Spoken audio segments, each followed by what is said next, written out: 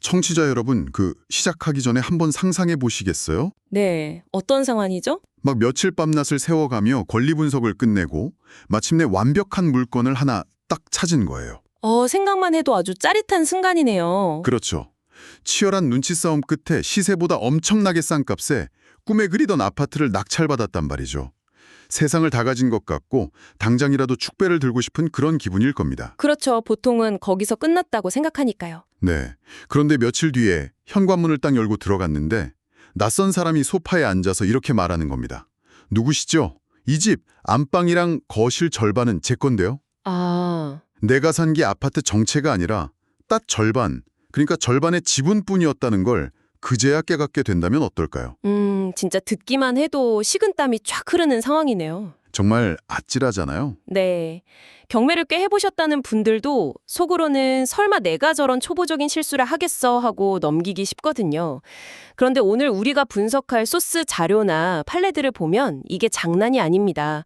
이런 끔찍한 사고가 놀라울 정도로 빈번하게 일어나고 있어요. 맞아요. 특히 이제 경매 시장에 막 진입한 초보 투자자들에게 이 지분 경매 오인은 거의 통과일의 수준의 무서운 함정으로 작동하고 있죠. 그래서 오늘 심층 분석에서는 그 복잡하고 난해한 법률 용어를 줄줄 외우는 방식은 피하려고 합니다. 대신에 실제 현금이 오가고 아주 치명적인 손실이 발생하는 그 생생한 사례들을 뻗에 삼아서 이 덫을 완전히 해부해 보겠습니다. 아주 좋은 접근입니다. 여러분이 경매로 높은 수익률을 올리는 공경의 기술도 물론 중요하지만요. 오늘 우리가 진짜 집중할 것은 피 같은 내 보증금, 내 투자금을 지키는 방어의 기술입니다. 맞습니다. 이 방패가 없으면 아무리 좋은 물건을 찾아내도 한순간에 모든 자본이 묶이거나 증발해버릴 수 있으니까요. 자, 바로 시작해볼까요? 네, 방어의 기술을 익히려면 먼저 이 함정의 구조부터 이해를 해야 합니다. 사람들이 도대체 왜 이런 어이없는 착각을 하게 되는지 그 심리적이고 구조적인 맹점을 짚어볼 필요가 있거든요. 제가 그 소스 자료들 보면서 가장 눈에 띄었던 그리고 정말 제 등골이 다 서늘해졌던 실제 사례 하나를 꺼내보겠습니다. 감정평가액이 무려 5억 원인 아주 멀쩡한 아파트가 경매로 나왔어요. 5억 원짜리요? 네, 입지도 훌륭하고 수요도 탄탄한 물건이었습니다. 그런데 이게 전체가 나온 게 아니라 2분의 1 지분만 매각 대상으로 나온 상태였던 거죠. 아, 절반만 나온 거군요. 맞습니다. 전체 시세가 5억이니까 이 절반짜리 지분의 감정가는 당연히 2억 5천만 원으로 책정되어 있었고요. 서류상으로는 아주 명확하게 2억 5천만 원부터 시작하는 물건이라고 나와 있었을 겁니다. 법원 경매 정보지 같은 곳에도 그렇게 고지가 되어 있었을 테고요. 그런데 여기서 엄청난 맹점이 작동을 합니다. 수십 개의 물건을 막 빠르게 스크리닝하던 한 초보 입찰자가 감정가 5억이라는 숫자 그리고 최저가 2억 5천만 원이라는 그 두 가지 숫자만 보고 완전히 흥분해버린 거예요. 마음이 급해진 거죠? 와, 이건 반값 아파트다. 이건 무조건 잡아야 한다. 이러면서 아파트 전체가 경매에 나온 걸로 완벽하게 착각을 해버립니다. 그리고 법정에 가서 아주 당당하게 입찰표에 무려 5억 2천만 원을 적어냅니다. 맙소사. 2억 5천만 원짜리 지분에 5억 2천을 썼으니 당연히 압도적인 단독 낙찰이었겠죠. 법정에 같이 있던 다른 입찰자들은 아마 경악을 금치 못했을 겁니다. 이게 이 상황을 산술적으로 냉정하게 따져보면요. 이분은 낙찰을 받는 그 짧은 순간에 약 2억 7천만 원이라는 막대한 금전적 손실을 스스로 확정지어버린 거예요. 2억 7천만 원이요. 와. 네.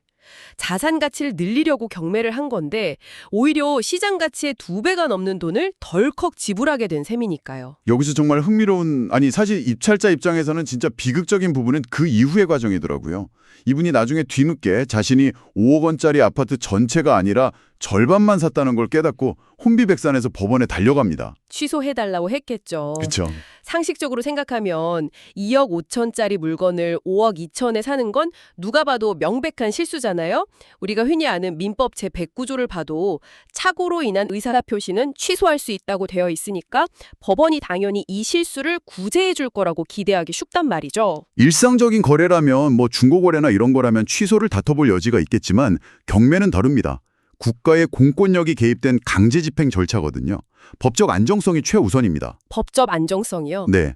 그래서 그 민법 109조를 끝까지 읽어보면 아주 무거운 단서 조항이 하나 붙어 있습니다.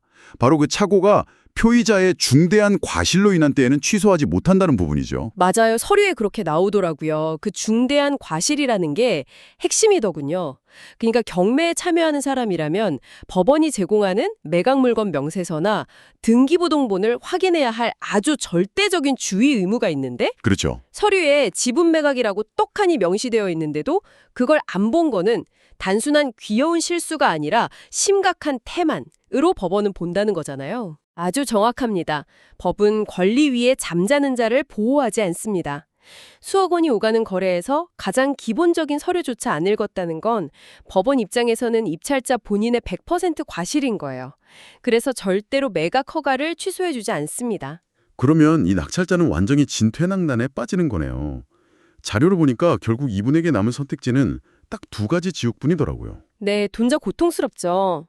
첫 번째는 울며 겨자 먹기로 5억 2천만 원의 잔금을 전액 다 납부하는 겁니다. 시세보다 2배 이상 비싸게 돈을 내고 나중에 나머지 절반 지분을 가진 공유자랑 또다시 피 터지는 소송전이나 협상을 해야 하죠. 사실상 경제적 파멸 수준입니다. 그렇기 때문에 대부분의 사람들은 눈물을 머금고 두 번째 선택지를 고르게 됩니다. 잔금 납부를 포기하는 거요? 네, 맞습니다. 아파트 지분 인수는 아예 포기해버리고 대신 입찰할 때 법원에 걸었던 보증금을 그냥 날리는 거죠. 이게 참 너무 뼈아픈 대목입니다. 경매 보증금이 보통 최저 매각 가격의 10%잖아요. 이 사례에서 최저 매각 가격이 2억 5천만 원이었으니까 보증금은 2,500만 원입니다. 적은 돈이 아니죠. 잔금을 포기하는 그 순간 내 통장에서 2,500만 원이라는 현금이 허공으로 완전히 증발해버리는 거예요. 경매 투자하시는 분들이라면 이 2,500만 원이라는 현금 유동성이 얼마나 피 같은 돈인지 아실 겁니다. 그럼요. 그런데 여기서 제 머릿속에 한 가지 의문이 딱 생기더라고요. 이렇게 몰수된 내 보증금 2,500만 원은 도대체 어디로 가는 걸까요? 그냥 국가가 꿀꺽해서 국고로 환수되는 건가요? 아닙니다. 국고로 가는 게 아니고요. 이 돈은 해당 경매 사건의 배당재단으로 편입됩니다. 배당재단이요? 네. 쉽게 말해서 그 아파트에 돈을 빌려줬던 채권자들의 빚을 갚는 데 쓰이는 일종의 보너스 배당금이 되는 겁니다. 와, 자본주의의 아주 냉혹한 단면이네요. 나의 치명적인 실수와 정보력 부족이 채권자들에게는 뜻밖의 횡재로 돌아가는 철저한 부의 이전 구조가 작동하는 거군요. 맞습니다. 내 뼈아픈 실수가 누군가의 빚을 갚아주는 데 쓰이는 쓸쓸한 현실이죠. 그렇다면 입찰자 입장에서 이렇게 꼼짝없이 보증금을 뺏기고 끝나는 건가요?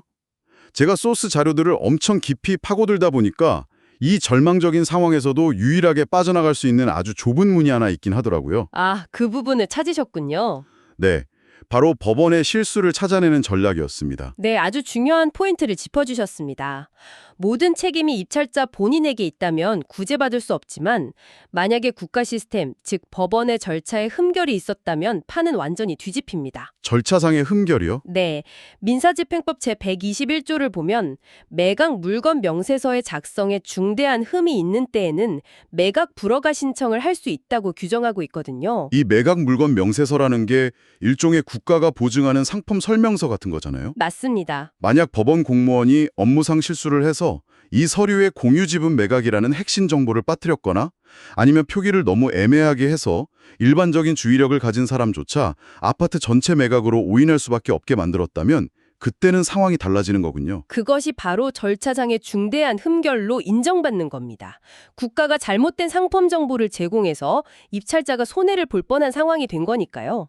만약 여러분이 서류를 꼼꼼히 다시 살펴서 법원에 이런 실수를 찾아낸다면 즉시 매각 불허가 신청을 하거나 매각 허가 결정에 대한 즉시 항고를 제기할 수 있습니다. 그렇게 해서 법원이 자신들의 실수를 딱 인정하게 되면 매각 절차 자체가 무효가 되고 내가 냈던 보증금 2,500만 원도 100% 온전히 돌려받을 수 있게 되는 거네요. 네, 내 자산을 지켜내는 거죠. 위기 상황에서는 내 실수를 자책하면서 이불만 차고 있을 게 아니라 차갑고 냉정하게 법원의 공적 서류들을 수사관처럼 파헤쳐서 시스템의 빈틈을 찾아내는 것.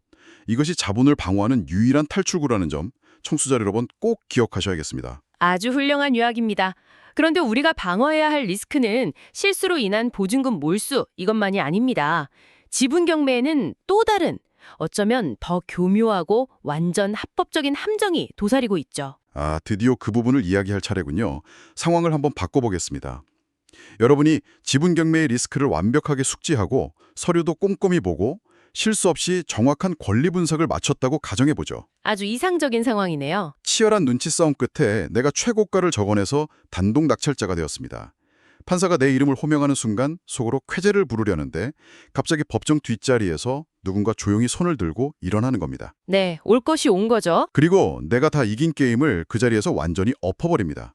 바로 지분 경매의 가장 무서운 변수, 공유자 우선 매수권입니다. 이거 진짜 무서운 제도더라고요. 네, 민사집행법 제140조에 규정된 아주 강력하고 특수한 권리입니다.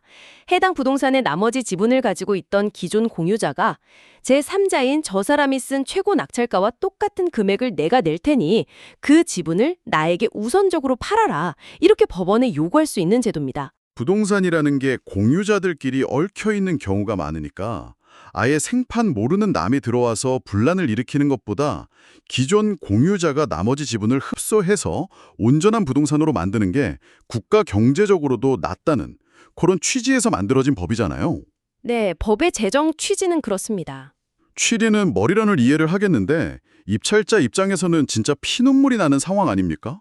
억울하죠. 물건 검색하고 현장 임장 가고 대출 알아보고 아침 일찍 법원까지 가서 그 치열한 경쟁 뚫고 최고가를 썼는데 다 차려진 밥상에 기존 공유자가 숟가락만 딱 얹어서 내 물건을 가로채가는 거잖아요. 감정적으로 굉장히 허탈하고 분노가 치밀어 오르죠.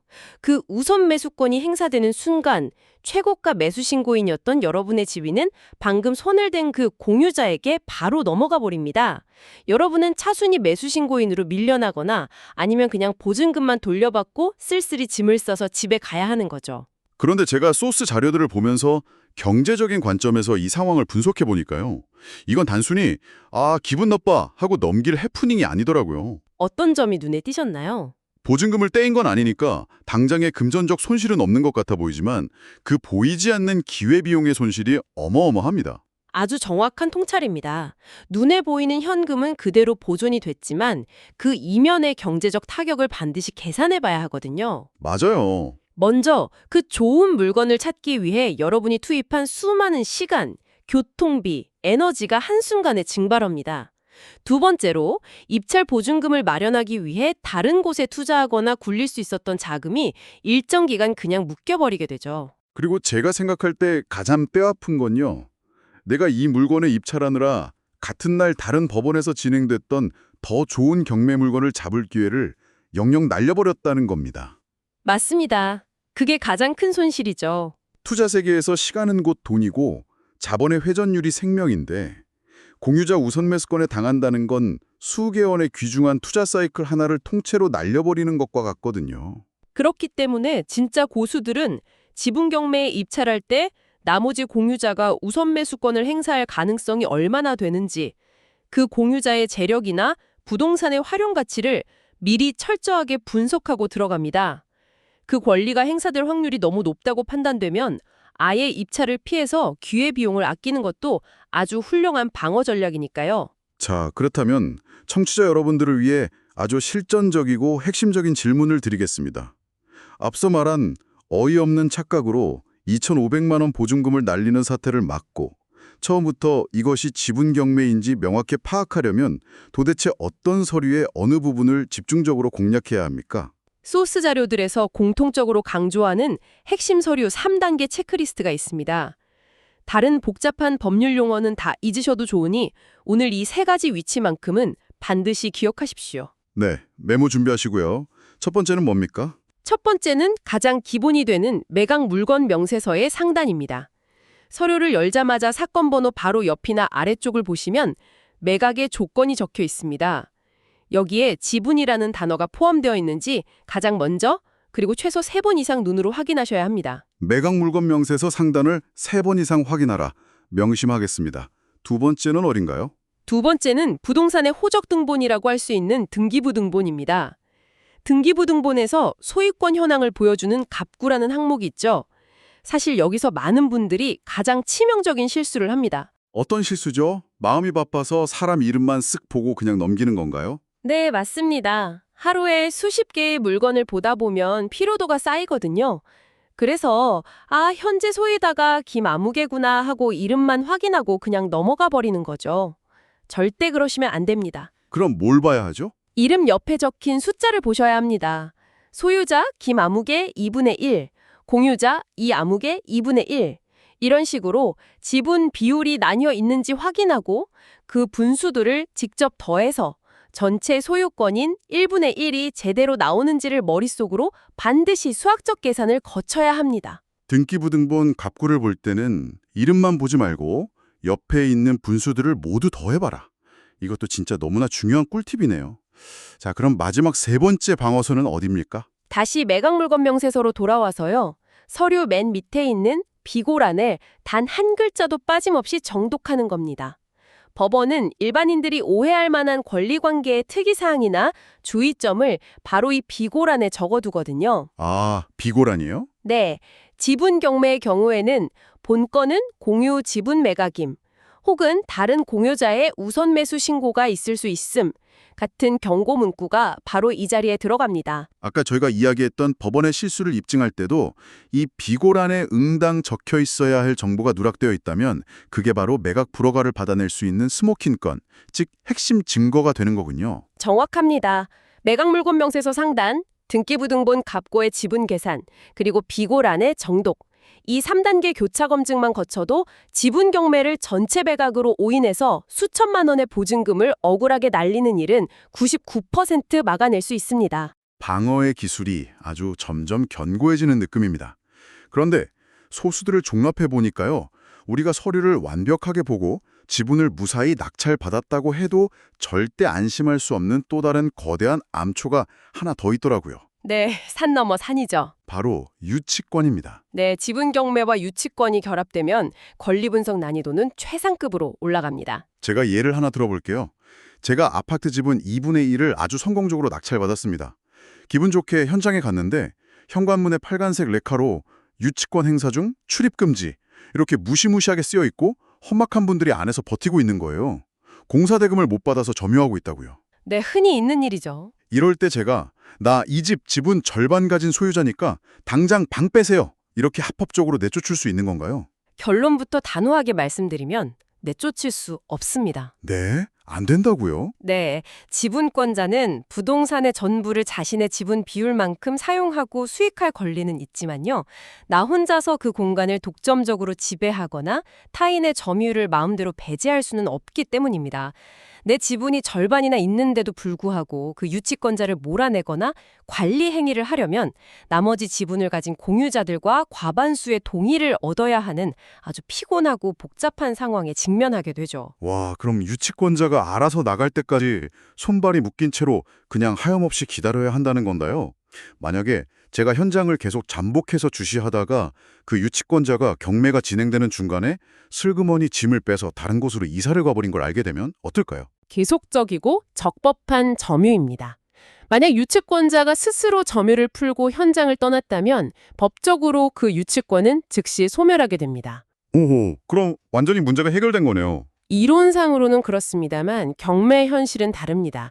서류상으로는 여전히 법원에 유치권 신고가 되어 있는 상태거든요. 아, 서류가 문제군요. 네, 점유를 이탈해서 유치권이 깨졌다는 사실을 입증해야 하는 책임은 온전히 낙찰자인 여러분에게 있습니다. 아, 그 입증 과정이 만만치 않겠네요. 빈집이라는 걸 도대체 어떻게 증명하죠? 엄청난 발품과 끈기가 필요합니다.